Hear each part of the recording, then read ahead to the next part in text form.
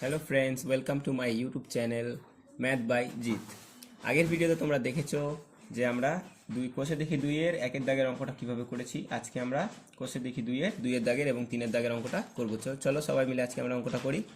তো দেখো দুইয়ের দাগের অঙ্কটা কি বলছে, 2005 সালের 1 জানুয়ারি থেকে 26 মে পর্যন্ত 6% সরল সুদ হারে 2000 টাকার সুদ কত হবে তা নির্ণয় করি। দেখো এখানে তোমাদের বইয়ে দেখতে পাবে কারো বই 26 মে আছে, কারো বই 27 মে আছে, তো এটা 26 মে হবে। তো একটু ভালো করে তোমরা এটা দেখে নিবে। তো 2005 সালের 1 জানুয়ারি থেকে বলেছে। দেখো এখানে তো চলো আজকে আমরা দুইয়ের দাগের অঙ্কটা এবার করি। কি বলেছে, আসল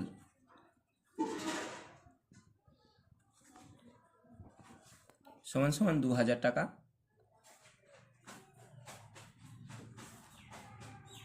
আর সুদের হার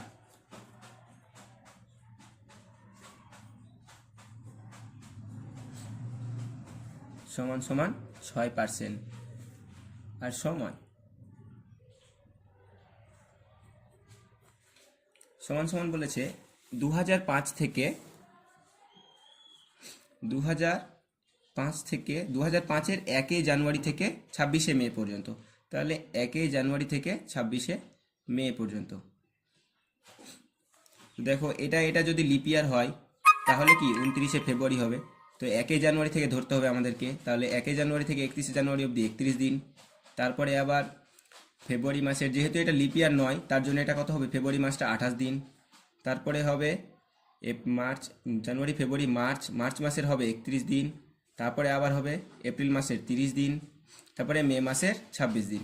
এবার এটাকে যোগ যদি করি আমরা, 1 8 9 10 10 আর 6 16, 16 6 হাত থাকে 1, 3 2 5 5 আর 3 8, 8 3 11, 11 2 13 হাত রেখে 14 দিয়ে 146 দিন।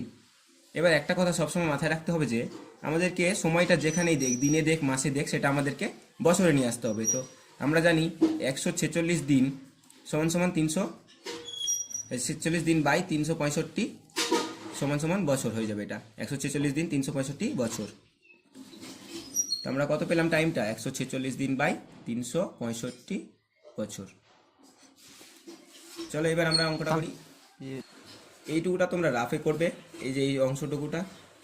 এবার আমরা আই সমান সমান সুদ বের করি। চলো আই সমান সমান সমান দেখো পি আর টি বাই 100। তো পি সমান সমান আমরা 2000 টাকা পেয়েছি এবং আর সমান 6% এবং টি সমান কত পেয়েছি, 146 বাই 365 বাই 100 টাকা। সরি 100 টাকা হবে না ওটা। এবার দেখো 2000, এটা একটু আমরা সহজ করতে চাইছি। এই যে 365টা আছে এটা সবসময় নিচে আছে, তার জন্য এটা নিচে চলে আসবে 365। এবার কাটাকুটি করো, 2টা শূন্য গেল। এবার 5 73 হয় 365 আর 73 দুগুনি হয় 146। এবার 4 5 20, এবার 4 6 24 আর 24 দুগুণে হয় 48 টাকা। অতএব 146 দিনের সুদ দিতে হবে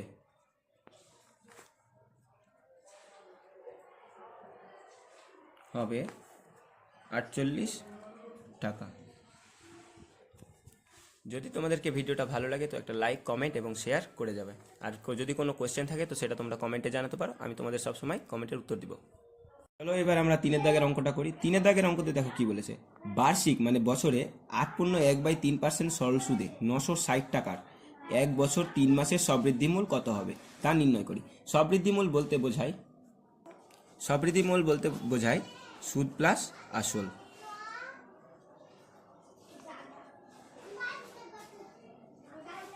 সমান সমান আমরা ইংরেজিতে এ লিখতে পারি, সবৃদ্ধিমূলকে এ অথবা অ্যামাউন্ট বলা যায়।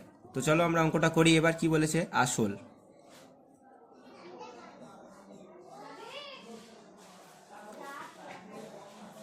সমান সমান বলেছে 960 টাকা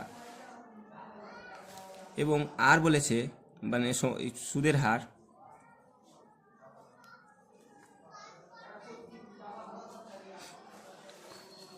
8.1/3%। তো চলো এটাকে আমরা ভেঙে নিব। 3 8 24 আর 1 25, তো 25/3%। এবং সময় বলেছে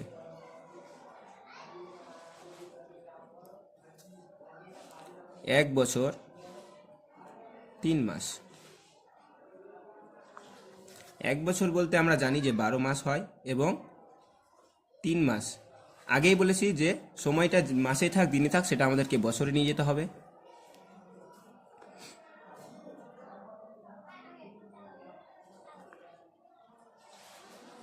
তো টোটাল আমরা পেলাম 15 মাস। এবার 15 মাসকে আমরা বছরে পরিবর্তিত করব।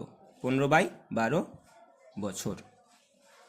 তো দেখো আমরা আসল পেয়ে গেছি, সুদের হার পেয়ে গেছি এবং সময়ও পেয়ে গেছি। তো এবার আমরা সুদটা বের করতে পারবো খুব সহজেই। তো আই সমান সমান একই সূত্র আমাদের PRT/100 সমান সমান পি পেয়েছি 960 টাকা গুণিত আর পেয়েছি 25/3 গুণিত, আর এখানে যদি তোমরা কাটাকাটি করতে চাও এই জায়গাটা কাটাকাটি করলে করতে পারো। 3 5 15 আর 3 4 12, তো সমান সমান 5/4 বছর। তো এখানে আমরা 5/4 বছর লিখব, অথবা যদি তোমরা 15/12 করো তবুও কোনো সমস্যা নাই। দেখো এটা আমরা একটু সহজ করে নিব। 960 গুণিত 25 গুণিত 5, আর যেগুলো নিচে আছে এগুলো সবসময় নিচে চলে আসবে। তো 100 গুণিত 3 গুণিত 4। এবার কাটাকুটি করি, একটা শূন্য গেল।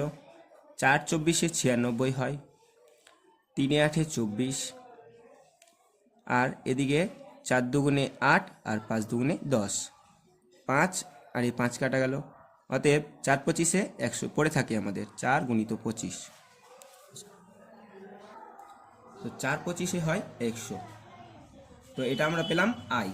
এবার আমাদেরকে চেয়েছে সবৃদ্ধি মূল, অতএব সবৃদ্ধি মূল